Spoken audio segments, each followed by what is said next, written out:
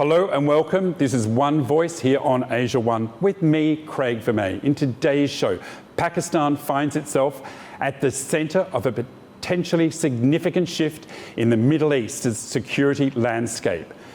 The Makkah Defence Pact, signed by Pakistan, Saudi Arabia and Turkey, commits the three countries to treating an armed attack against one as an armed attack against all. For Pakistan, the agreement represents both a strategic opportunity and a major responsibility. Islamabad has presented the pact as a defence agreement designed to strengthen regional defence and cooperation, rather than as an alliance directed against any particular country. But its significance is already extending beyond the three original signatories. Reports that Iran has been invited to join, although not yet officially confirmed, could fundamentally change the character of the agreement. Syria has also indicated it's considering membership. For Pakistan, this raises important questions about its role. Is Islamabad emerging as a bridge between the Gulf, Turkey and Iran? Could the pact provide a new framework for regional security at a time of heightened tensions? And critically, what would Pakistan actually be expected to do if Saudi Arabia came under military attack? There's also wider implications for Pakistan's relations with Iran and the United States, India and Israel. So what does this new defence pact mean for Pakistan, and how far could it go to reshape the region's strategic balance? To look at this with me is Dr. Daniel Reeder, PhD in international law at Liverpool University. So let's start with the bigger picture at the moment. Now, the recent emergence of Pakistan as helping with peace deal talks between Iran and the US. So is Pakistan now being seen as a place that could be used as a bridge between Western powers and Middle East powers, sort of in the bigger picture? Yes, so absolutely. There are many implications from this defense arrangement, and one of that is signaling different roles for the signatories of this arrangement. Pakistan has worked tirelessly with over the last year to position itself and reposition itself as key players and serving as a bridge. As we've seen last year, Pakistan's role in presenting itself as a place of negotiation between what's happening in the Middle East for Washington and for the other Gulf nations has been quite significant. So this will signal a new direction for Pakistan as playing that key intermediary role. So Pakistan, Saudi Arabia and Turkey have signed this agreement. What exactly does it entail? So we don't know the specific text of the agreement as of yet. It's only been a few short weeks since this agreement was signed in Mecca, but we do know that there's been a lot of fanfare about an attack against one is an attack against all. And this has immediately been likened to NATO Article 5, which holds under the Washington Treaty that an attack against one NATO member is considered an attack against all NATO members. And what that means in terms of collective defense is that any attack against a signatory is considered an attack against your own soil, which thus gives you the right to act in self-defense militarily to respond to that. Other details that we know in terms of the intentions of the agreement, it will also include shared military procurement. It will strengthen the industrial military bases between these nations. And there's also some indication from Turkish officials that this will also extend to some alignment on the situation that is currently unfolding in Sudan. UAE, Pakistan, as you know, Saudi Arabia and the UAE have been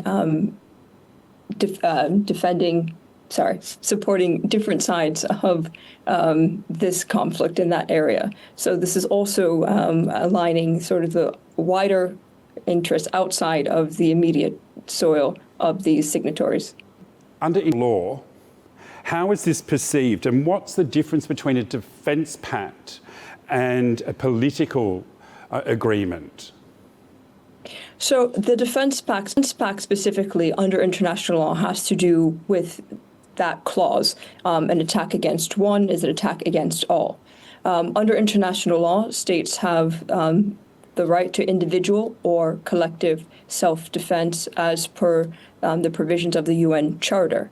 And so any kind of military action taken in self-defense can also be done collectively. So under this agreement, in this defense pact, if any of these countries are struck or if any of these countries request aid, there is now a formal mechanism for this to occur. This is different than a political agreement because a political agreement might mean something in terms of solidarity, or it might mean something in terms of friendly relations or trade, but defense specifically means military support in times of need. So, say there was an attack on Saudi Arabia. Is it automatic that Turkey and Pakistan would become involved, or would Saudi Arabia have to invite them to be involved? Right. So we often have questions about how these defense pacts or these defense clauses actually work. It's not an immediate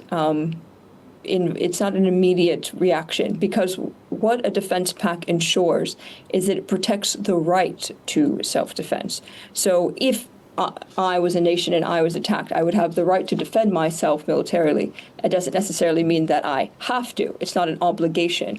But the wider implication of that solidarity is that understanding that if you are attacked, I will come to your aid. So it's not an automatic invocation, and it would require an invitation to the attacked nation, as per the provisions of international law. Mm-hmm.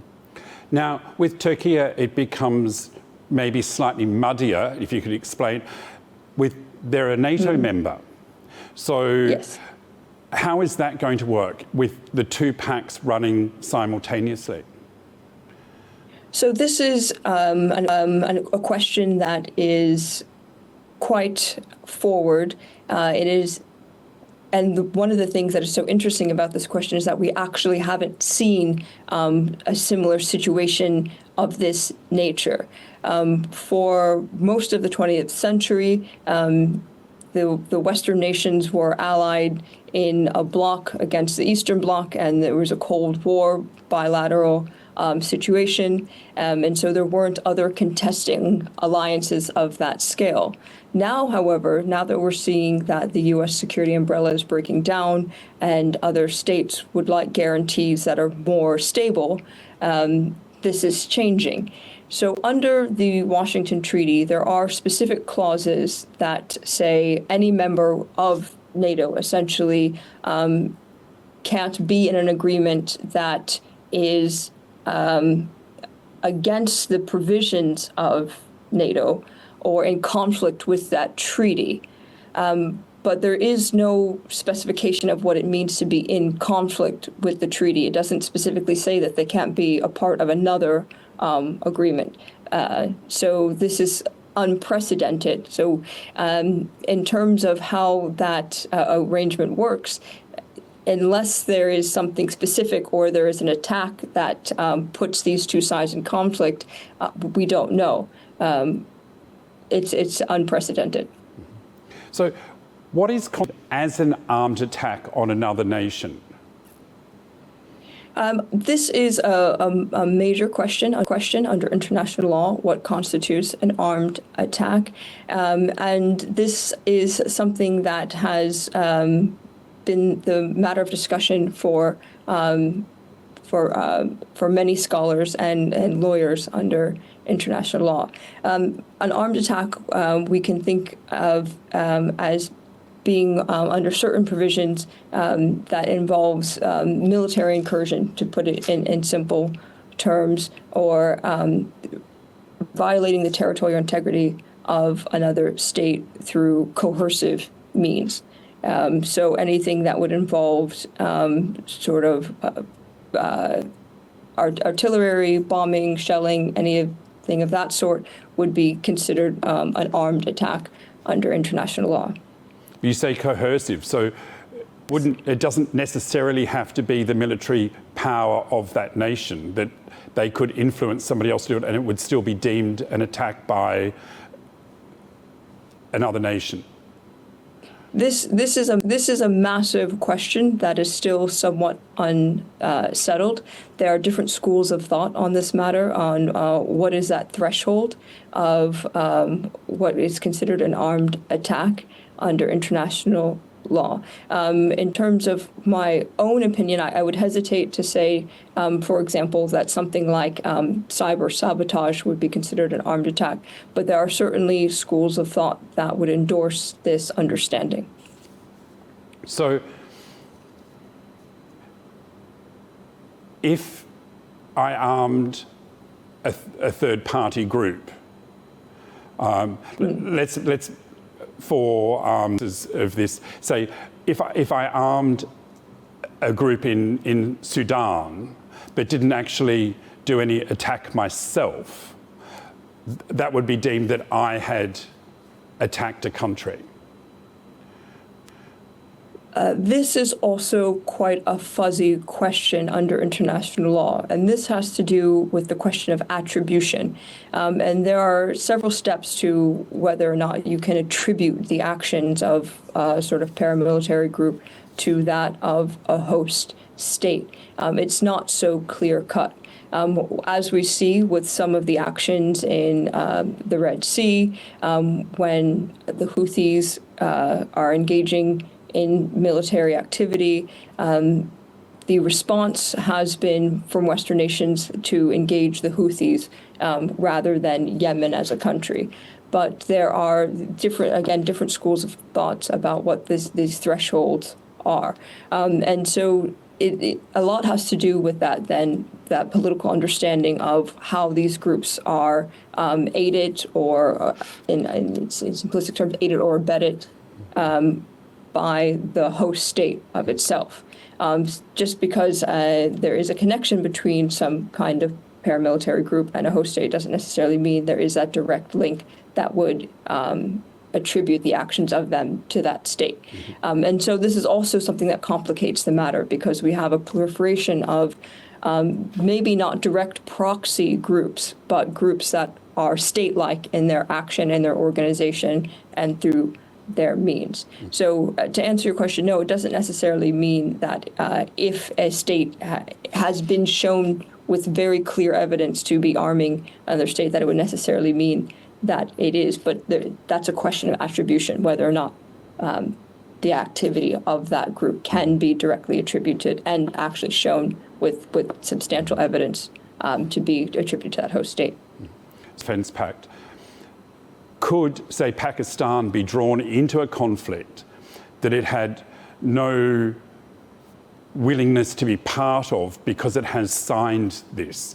Could, say, if the Houthis attacked Saudi asked for help, could Pakistan say no? This is, of course, just theoretical, but is it possible, say, for Turkey or Pakistan to say, look, we really don't want to become involved in that conflict, even after signing the pact? Yeah, this is always a concern with any mutual defense agreement or any mutual defense arrangement. This idea of being drawn in to conflicts, it's something that also has to do with that political dimension of the agreement. In terms of what is legally required of them, there are different steps of this negotiation process that would happen. As we've seen with the pact, that this pact was sort of born out of the strategic mutual defense agreement between Saudi Arabia and Pakistan. Even when Saudi Arabia was facing military incursion last year, Pakistan didn't necessarily send a robust response into that. And so at this stage, a lot of this seems to be we are yet to see what the dimension or the scale of military action.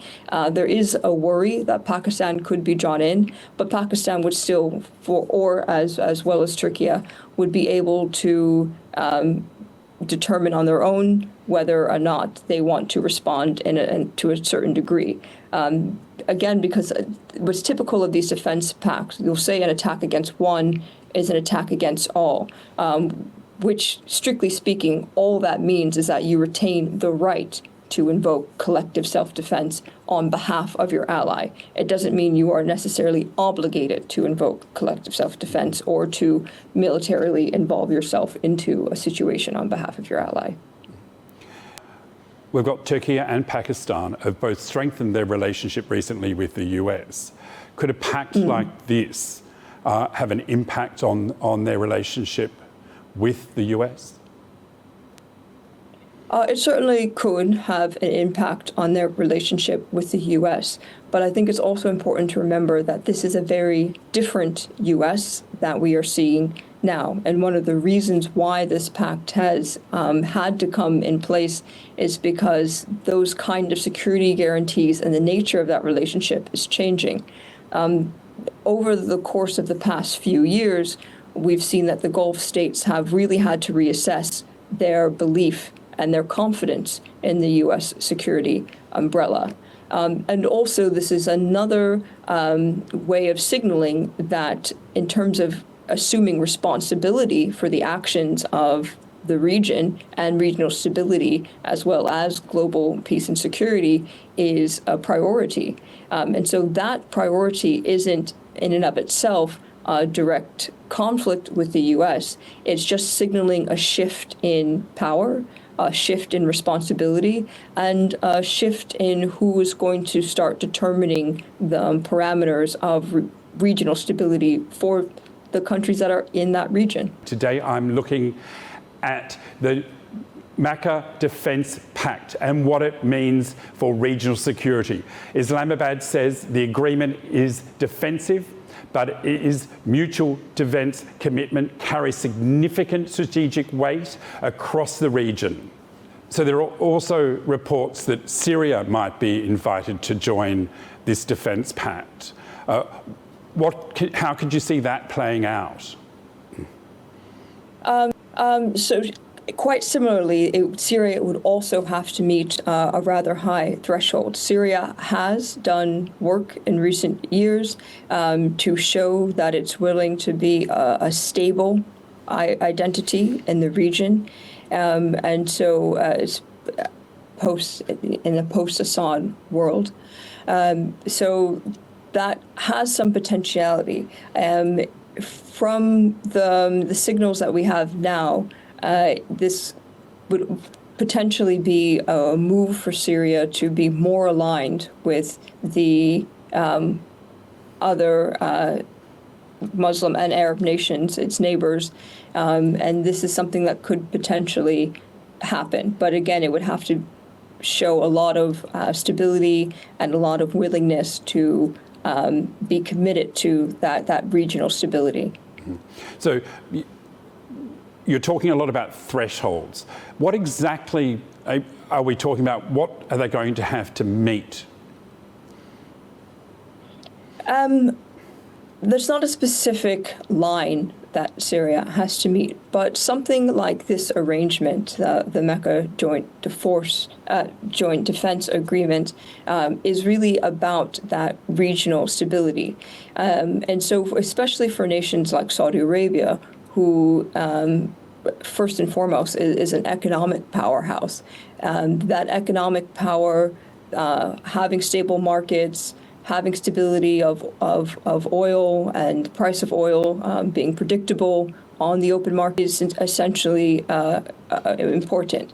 So in terms of the kind of nations that would be a part of this new central stability for the region, it would have to be quite committed to not entertaining sort of separatist movements within their territory. It would have to be quite stable, and it would have to also be willing to engage and see itself as a conduit of dialogue between Washington and the other areas in the nation. Which obviously might be somewhere that Pakistan can step in and help with the mediation between the countries that are part of the Pact. Yes, certainly. I mean, this is also a signal for a new era of regional stability and a new era of the Gulf nations, Gulf allies, and this will be very important. This is also a step, I think, towards showing that some of the more flagrant or more contested behavior in the region will not be tolerated, or there should be a deterrent to sort of cool and bring down the temperature of these very hot conflicts that have been happening. So as we see the possibility of Syria, Iran, Turkey on that side, Saudi on the other, Pakistan, where is this leaving Israel in the middle? This doesn't include, that doesn't look like it's going to be very inclusive of Israel. And one of the reasons why this pact is forming also is because in terms of that Washington, Tel Aviv connection, it doesn't have a lot of regard for the interests, or it hasn't shown a lot of regard for the interests of the Gulf nations or the in that region necessarily.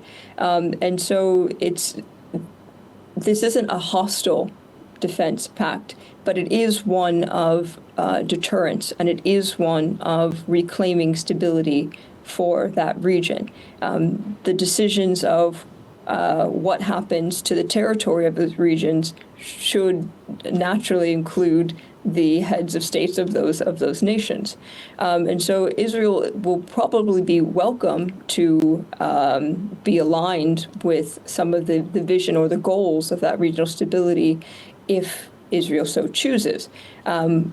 At the moment, however, it seems like this is not the immediate goal for this Israeli administration, and so this pact will likely leave it feeling quite isolated.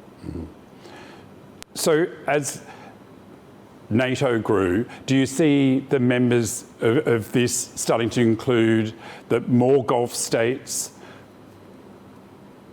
Yes.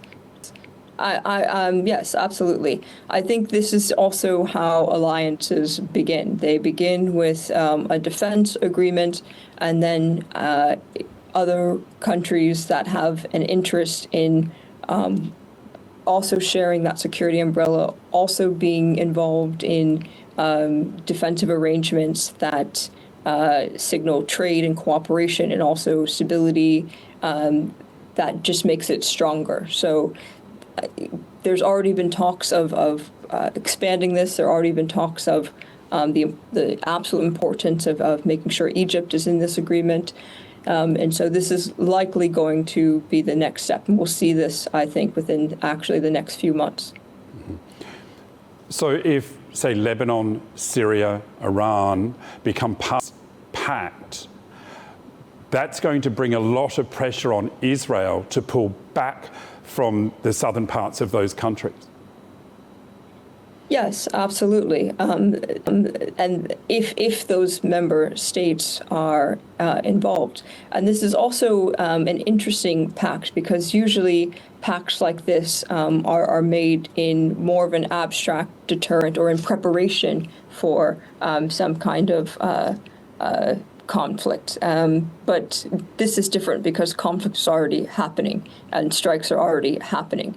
So there is a sort of finger on the trigger already in terms of if this expands, those countries will have the right and the motivation to respond militarily. So that would certainly put a lot of pressure on Israel.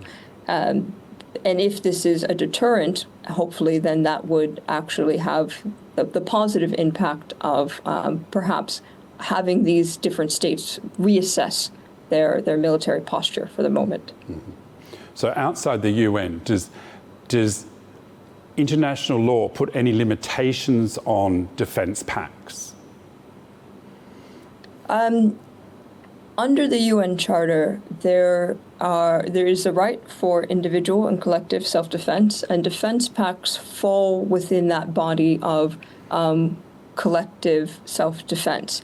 There's also a right to have regional arrangements for the purpose of international peace and security. So there's no formal restraints on defense pact. The legal obligation for a defense pact is that you operate in self-defense, meaning that you can respond if you are attacked, but you cannot attack another country preemptively, or you cannot attack them arbitrarily, or you cannot attack them in order to exact some kind of political change. Those are the provisions in the rules under the UN Charter. So the only formal restrictions on a defense pact is abiding by those legal conditions of self-defense.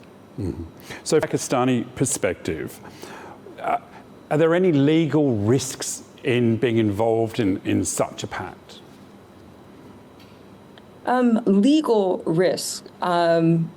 Not so much, unless there are certain issues with how weapons are being shared. So the nuclear question is the big other question of this defense pact and what this defense pact means. Pakistan is not a party to the Non-Proliferation Treaty, which recognizes only a handful of official nuclear states. Pakistan is not one of those official states, but this has already been breaking down the nuclear non-proliferation regime. As France has recently said, the next 50, or Macron has said on behalf of France, the next 50 years will be nuclear. And that's why France has also moved to increase its arsenal and to increase that nuclear umbrella for the allies that it has named.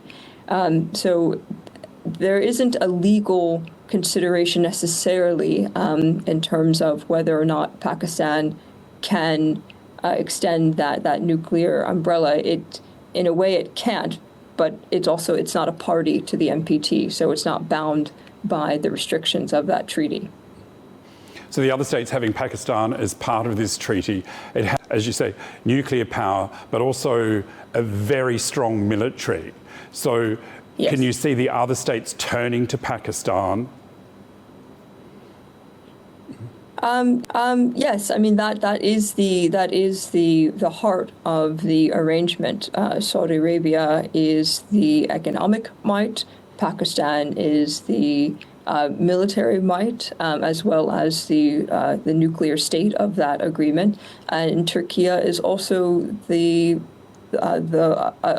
an equal military might. That's all a part of NATO, and it sits on the edge of the cusp of the European world in that sense.